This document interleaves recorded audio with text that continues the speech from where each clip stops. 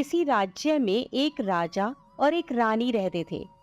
उनकी दो बेटियां और दो बेटे थे। उनकी एक बेटी का नाम अमावस्या और दूसरी बेटी का नाम पूर्णिमा था। पूर्णिमा बहुत ही धार्मिक स्वभाव की थी। वह हमेशा पूजा पाठ किया करती थी और गाय की सेवा किया करती थी। घर का सारा काम भी करती थी। लेकिन अमावस्या का पूजा पाठ में कोई मन नहीं लगता था। वह कभी भी न तो कोई पूजा करती, न ही कोई घर का काम करती थी। दोनों बहनें एक दूसरे से बहुत प्यार करती थीं। राजा रानी का व्यवहार भी पूर्णिमा के प्रति अच्छा नहीं था। वह अमावस्या को तो चाहते थे और अपने दोनों पुत्रों से भी प्यार करते थे, लेकिन पूर्णिमाशी को नहीं करते थे। धीरे धीरे समय निकलता है। राजा रानी के बच्चे बड़े हो जाते हैं। राजा अपने दोनों बेटों का विवाह कर देते हैं। अब बेटियां भी बड़ी हो रही थीं। फिर सभी लोग राजा से कहते हैं कि इनका भी विवाह कर दीजिए। राजा ने कहा, हाँ, विवाह तो करना है। फिर रानी ने राजा से कहा, पूर्णिमा का विवाह किसी बड़े घर में मत करना, क्योंकि इसे तो काम करना पसंद है, गाय की सेवा करना पसंद है, भजन कीर्तन और कहानियों में इसका मन लगता है, पूजा पाठ करना भी इसे अच्छा लगता है। अगर यह किसी बड़े घराने में चली गई तो वहां यह सब नहीं कर पाएगी, इसलिए इसकी शादी किसी गरीब घर में ही कर देंगे। राजा ने कहा, ठीक है। और राजा पूर्णिमा के लिए रिश्ता तलाशने लगा और अंत में एक गरीब और बहुत ही साधारण घर में राजा ने पूर्णिमा का विवाह तय कर दिया। तब रानी ने कहा, महाराज, अमावस्या भी तो शादी के योग्य हो गई है, इसके लिए भी वर देखिए। दोनों बहनों का विवाह एक साथ ही कर देंगे।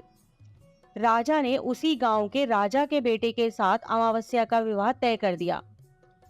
राजा ने रानी को बताया तो वह बहुत खुश हुई और मन ही मन सोचने लगी, अब देखते हैं कि ये पूर्णिमा गरीब के घर में कैसे रहती है, बहुत पूजा पाठ वाली बनती है, इसके भगवान इसकी क्या मदद करते हैं। फिर समय आने पर राजा ने अपनी दोनों बेटियों का विवाह कर दिया। अमावस्या को बहुत धन दौलत दी, लेकिन पूर्णिमा को कुछ भी नहीं दिया। पूर्णिमा के भाई भाभी उससे बहुत प्यार करते थे, क्योंकि वह अपनी भाभियों का काम में हाथ बटाती थी।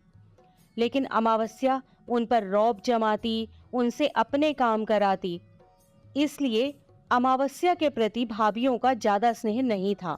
फिर अमावस्या और पूर्णिमा दोनों अपने अपने ससुराल चली गईं। एक बार की बात है, अमावस्या ने अपने घर में शिव चर्चा रखी। सबको बुलाया गया, लेकिन उसने अपनी बहन पूर्णिमा को नहीं बुलाया। पूर्णिमा अपने दरवाजे पर बैठी थी तो गांव की औरतों ने कहा, तुम्हारी बहन ने अपने घर शिव चर्चा रखी है, तुम नहीं जाओगी क्या?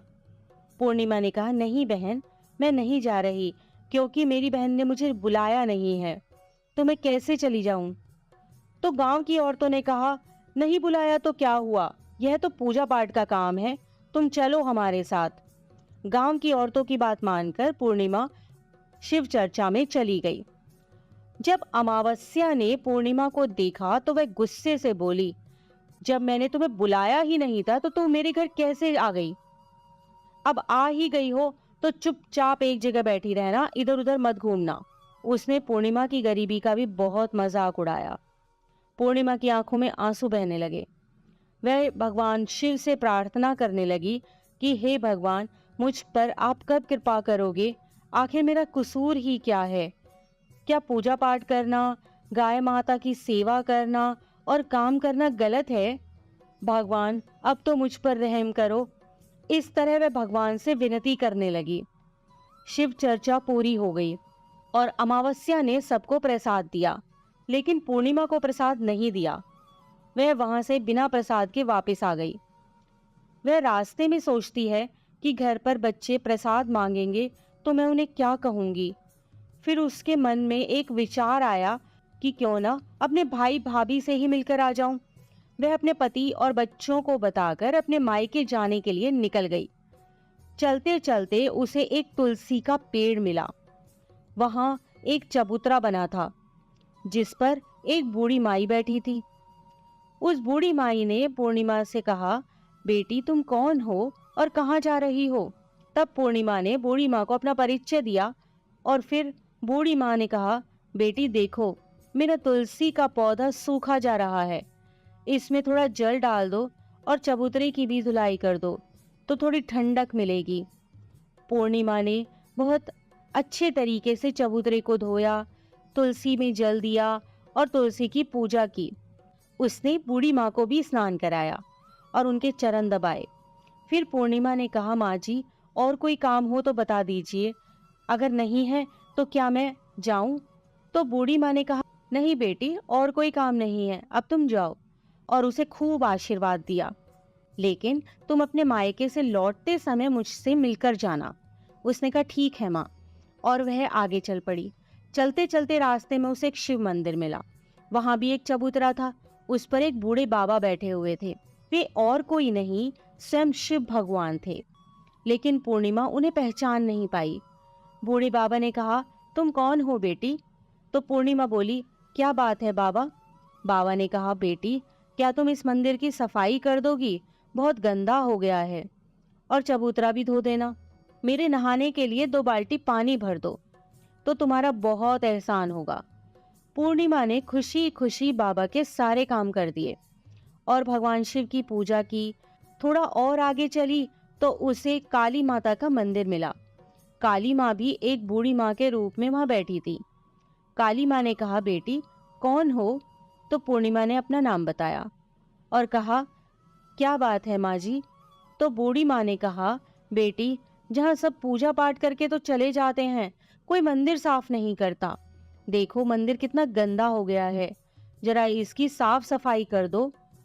पूर्णिमा ने मंदिर की साफ सफाई की और उसने काली माँ का श्रृंगार किया, पूजा की। उसके बाद बूढ़ी माँ को भी स्नान कराया और उसके हाथ पैर दबाए। फिर वह आगे बढ़ी तो एक नदी मिली।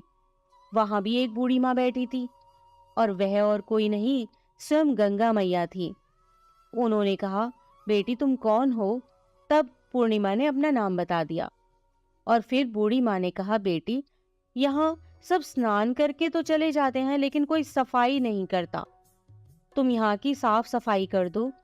उसने वहां की भी साफ सफाई कर दी। फिर वह बूढ़ी माँ भी उसे आशीर्वाद देने लगती हैं। फिर वह एक नाव में बैठकर नदी के उस पार चली जाती है। नाव में फूल बिछे होते हैं। वो फूलों की नाव में बैठकर अपने मायके पहुंच जाती है। उसके भाई भाभी पूर्णिमा को देखकर बहुत खुश हो जाते हैं और उसकी खूब खातिरदारी करते हैं। फिर सब खूब बातें करने लगते हैं। सुबह जब ननद जाने को तैयार होती है तो भाभी ने उसे एक लाल साड़ी दी और कहा, नंद जी, इस साड़ी को पहन लो और हाँ, जल्दी जल्दी आया करो, बहुत दिनों के बाद आई हो। तो पूर्णिमा ने कहा, ठीक है भाभी, आप जब भी मुझे बुलाओगी मैं तभी आ जाऊंगी। और फिर पूर्णिमा ने खुश होकर वह लाल साड़ी पहन ली और श्रृंगार भी किया। भाभीओं ने थैला भरकर उसे धन और गहने दिए। पूर्णिमा घर से निकल गई। चलते चलते रास्ते में फिर वही नदी मिली और नाव में बैठकर वह नदी के दूसरे पार आ पहुंची तो वही बूढ़ी माँ मिली जो गंगा मैया थी। उन्होंने कहा, बेटी आ गई अपने मायके से? तो पूर्णिमा ने कहा, हाँ माँ जी। तब बूढ़ी माँ ने एक थैला दिया और कहा, इसे ले जाओ, मैं कहाँ रखती फिरूंगी, ये बहुत भारी है, और हाँ, इसे रास्ते में मत खोलना, अपने घर जाकर ही खोलना। पूर्णिमा ने कहा, ठीक है माँ जी, और वह वहां से चल दी। आगे चली तो काली माँ का मंदिर मिला। वहां भी वही बूढ़ी माँ बैठी हुई थी। उन्होंने भी पूर्णिमा को एक थैला दिया और अब उसके पास 3 थैले हो गए थे। वह कुछ आगे बढ़ी तो शिव मंदिर मिला। वहां बूढ़े बाबा के रूप में भगवान शिव बैठे थे। उन्होंने भी पूर्णिमा को एक थैला दिया। वह थैला लेकर आगे बढ़ी तो तुलसी माँ मिली। उन्होंने भी एक थैला दे दिया। अब जब पूर्णिमा अपने घर पहुंची तो वह 5 थैले खोलने लगी। सबसे पहले उसने अपने मायके का थैला खोला। उसमें खाने पीने की चीजें, कपड़े और गहने वगैरह थे। उसने खाने पीने की चीजें और कपड़े बच्चों को दिए तो बच्चे बहुत खुश हो गए। दूसरा थैला जो गंगा मैया ने दिया था उसे खोला तो उसमें सोना चांदी भरा था। तीसरा थैला जो काली माँ ने दिया था, उसमें 16 सिंगार का सामान था। चौथा थैला जो भगवान शिव का था, उसमें सब खुशियां थी, धन संपत्ति सब कुछ था। पांचवा थैला तुलसी मैया का था। जब उसने उसे खोला तो उसमें चावल, गेहूं और हर तरीके का अनाज था। पूर्णिमा के घर अब किसी प्रकार की कोई कमी नहीं थी। धन संपत्ति और भंडार से उसका घर भर गया था। पूर्णिमा खुशी खुशी रहने लगी। एक दिन पूर्णिमा ने सोचा, क्यों ना मैं अपने घर शिव चर्चा कराऊं। फिर पूर्णिमा ने शिव चर्चा रखी, सबको बुलाया। वह अपनी बहन के घर भी गई बुलावा देने।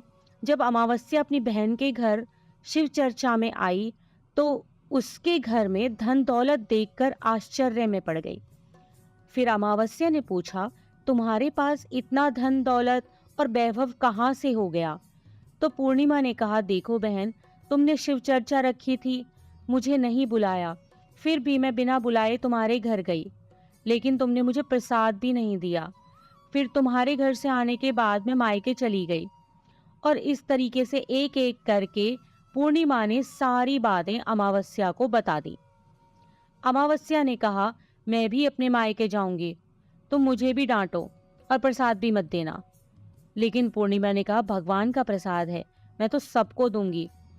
लेकिन अमावस्या ने प्रसाद नहीं लिया और अपने घर जाकर बच्चों से कहकर अपने मायके के लिए चली गई। चलते चलते तुलसी माँ मिली। उन्होंने कहा, बेटी, यह एक चबूतरा धो दो, तुलसी में पानी डाल दो।